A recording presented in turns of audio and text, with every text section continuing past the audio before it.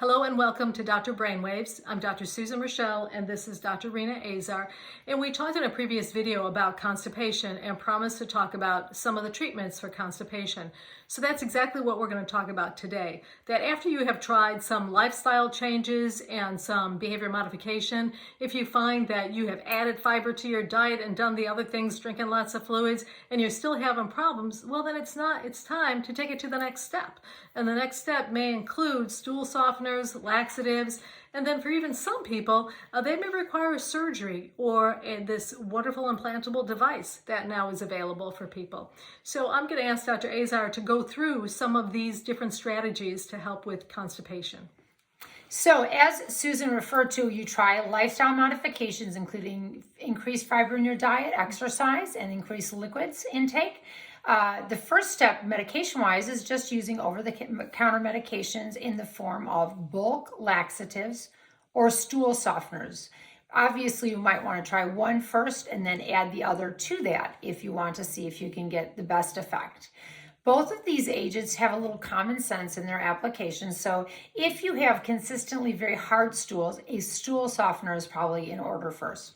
If you have some intermittent, small, soft, liquidy stools, then a bulking agent will help your body to push that stool more effectively out. Because if you take a stool softener when you have intermittent hard stool and soft or runny stool, you may run the risk of developing diarrhea. Absolutely. Then we got another problem. That's right, which we will talk about in another video series, actually. So a dietary measure that you could take is adding prunes. Prunes have been shown to be just as effective as a lot of these bulking agents. So some people find them very palatable, like myself. Other people don't like them so much, but that's a good, very natural thing that you can take. I love them. Yes. In general, we recommend for people to try these changes for about 6 weeks. And if you're not noticing a difference, it's time to move on to the next step. The next step is going to be an osmotic laxative. These are agents that have an osmotic effect, which simply means that you will be taking in something that's very concentrated and it will pull the liquids into your colon. And that will allow your stools to be suspended and more liquid and easier to evacuate for many people. These compounds include lactulose, polyethylene glycol, and magnesium-containing laxatives. So these are all safe things to take. You can take bulking agents, stool softeners, osmotic laxatives. And as we mentioned before, if you have a new onset of constipation, you need to get in and be evaluated first. If you have pretty severe constipation, get in and get evaluated first to make sure you don't need a workup, an anatomic fix, or some testing to be done, including a colonoscopy potentially, to make sure you don't have any underlying problems.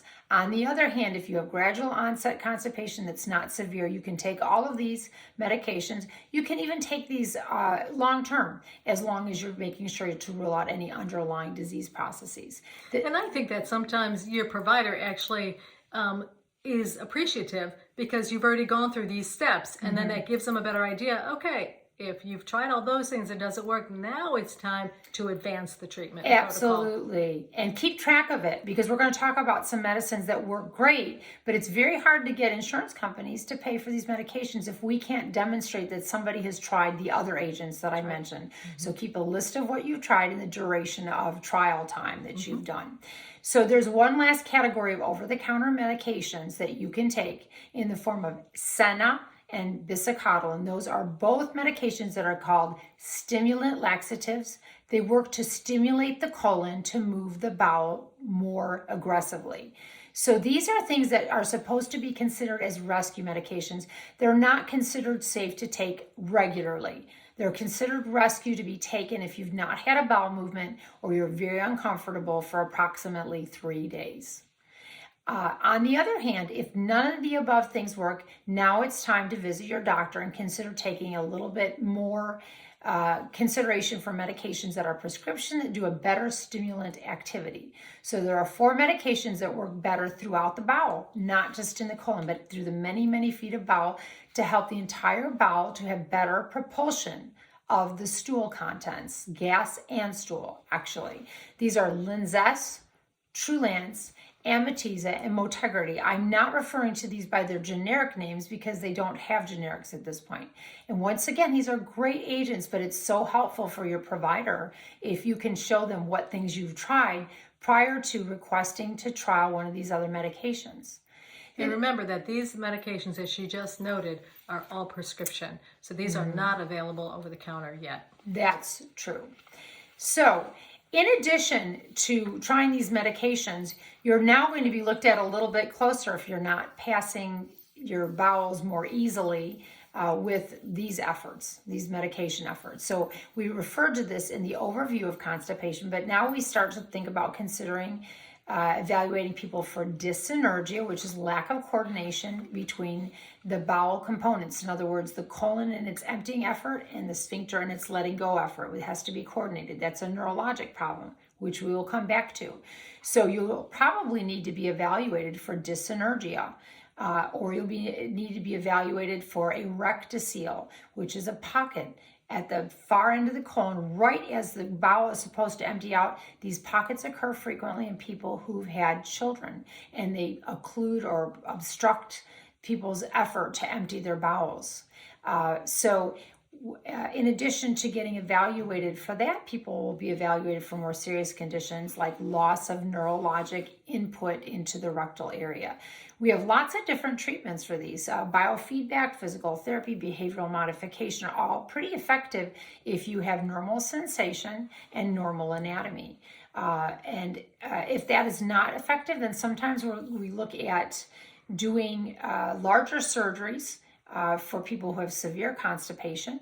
Once again, I'll mention that that's usually in the institutionalized setting for people who have what we call megacolon or megarectum, which results from severe damage of constant chronic constipation.